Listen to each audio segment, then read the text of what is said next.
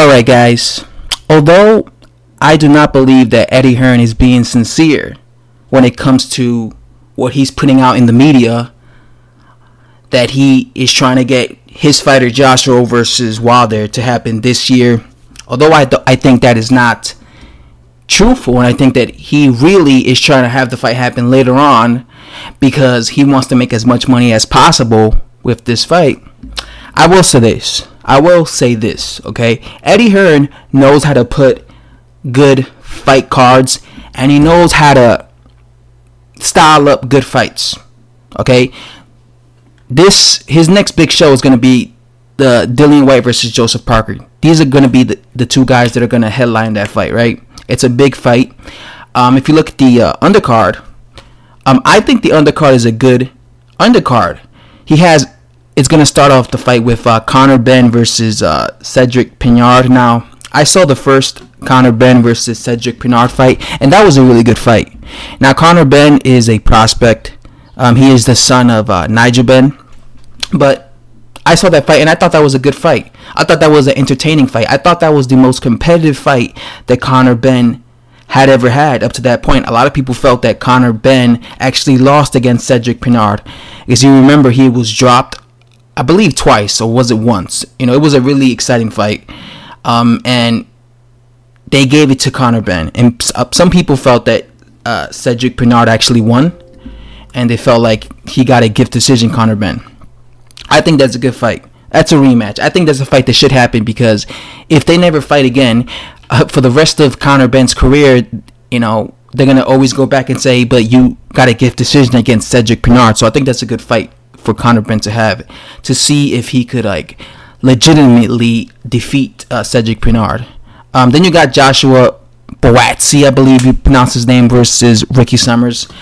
This, in my opinion, is a pushover fight for Joshua Buatsi. Joshua Buatsi should beat him, but I'm not really mad at this fight because Joshua Buatsi is a prospect. I don't think he has more than 5 fights, so I'm not going to sit here and criticize Joshua Buatsi versus Ricky Summers. Now, if you're Anthony Yarde and you have 15 pro fights and you're fighting somebody like Ricky Summers, yeah, I'm going to criticize him. But again, Joshua Buatsi is a prospect. Then you got Derek Chisora versus Carlos Takam. I think that's a great fight. I really like the style matchup between Derek Chisora and Carlos Takam because I just think it's a good fight. I think Carlos Takam is a better fighter than Derek Chisora. That's what I'll say right away. I think Takam is the better fighter. And I think Derek Chisora is past his best. I think Derek Chisora is really on the slide now, so I'm definitely favoring Takam. But I think style-wise is a good matchup because Derek Chisora brings pressure, and they're both short heavyweights. They're both 6 feet tall, so they're gonna be right, looking at each other eye to eye. And normally when Carlos Takam fights short heavyweights who come forward, normally it ends up being a good fight. So I like that fight. So I think that's a good fight. I'm not hating on that fight, Carlos Takam versus Derek Chisora. Then you got Katie Taylor defending her belts against a girl named Kimberly Connor. I do not know who Kimberly Connor is. Never heard of her. To be honest with you guys, I don't really follow women's boxing. I watch it, but I'm not like one of those fans that am a really hardcore women's boxing type of boxing fan. I just watch it when it's on TV, or if it's on the undercard. For example, every time Katie Taylor fights, she's always fighting in one of these big undercard fights. Like she'll fight on the undercard of a Dillian Whyte fight, or she'll fight in the undercard of a Anthony Joshua fight. Or in her last fight, I believe she fought on the undercard of Daniel Jacobs' fight when Daniel Jacobs fought against that Polish guy. I forgot his name. I believe Katie Taylor fought on the undercard. So yeah, Eddie Hearn always has her fighting on the undercards. But yeah, this should be a good fight. Katie Taylor, to me, she's exciting. I'm never bored watching Katie Taylor because she brings the fight.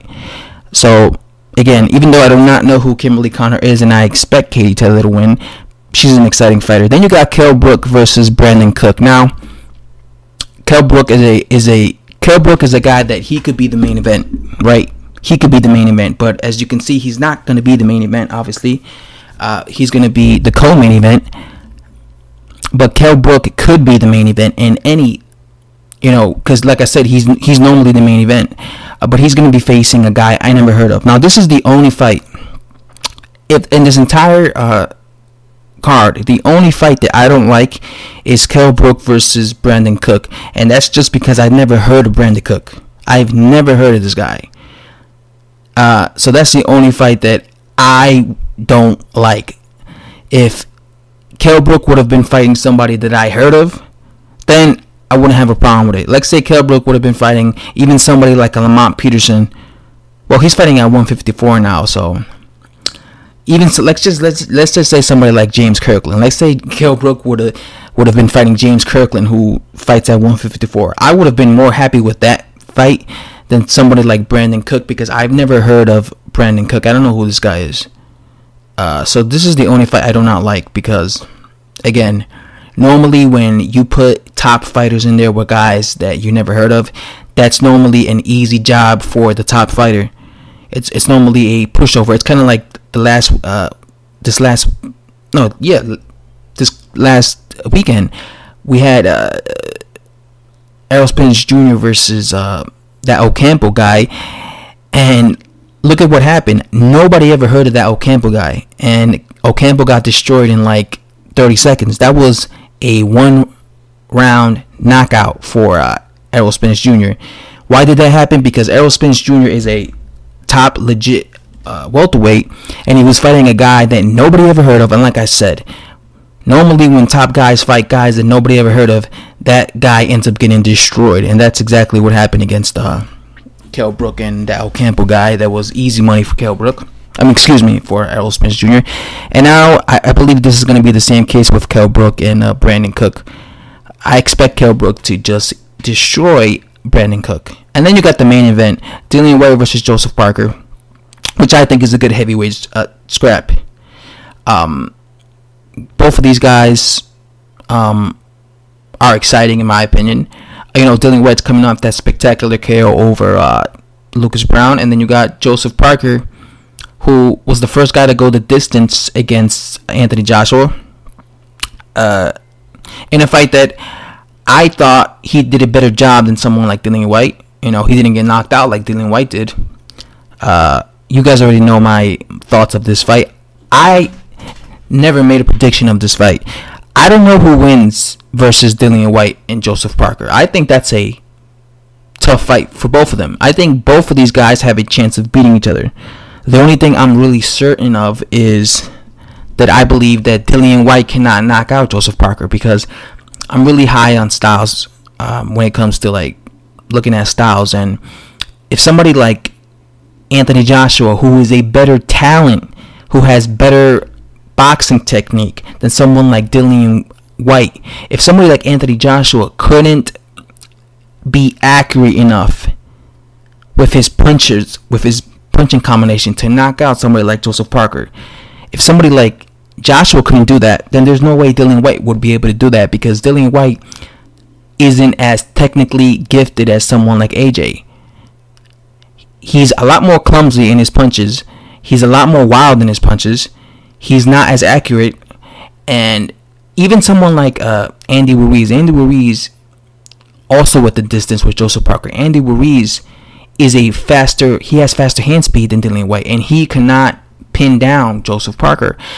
This is why I'm very confident that Joseph Parker will be able to go the distance. Again, I'm not saying he's going to beat Dillian Whyte, but what I am saying is whatever happens in this fight, whether Joseph Parker wins or loses against Dillian Whyte, I'm very confident that it's going to end with the fight going the distance. I don't see Dillian Whyte being able to pinpoint someone like Joseph Parker, because again, guys like Andy Ruiz and guys like Anthony Joshua, in my opinion, were better technical fighters and better with their combinations and better with being able to land, and they couldn't take out Joseph Parker. But someone like, so that's why I don't believe Dillian Whyte will be able to do it. He's a lot more wild. Anyway, guys, overall, this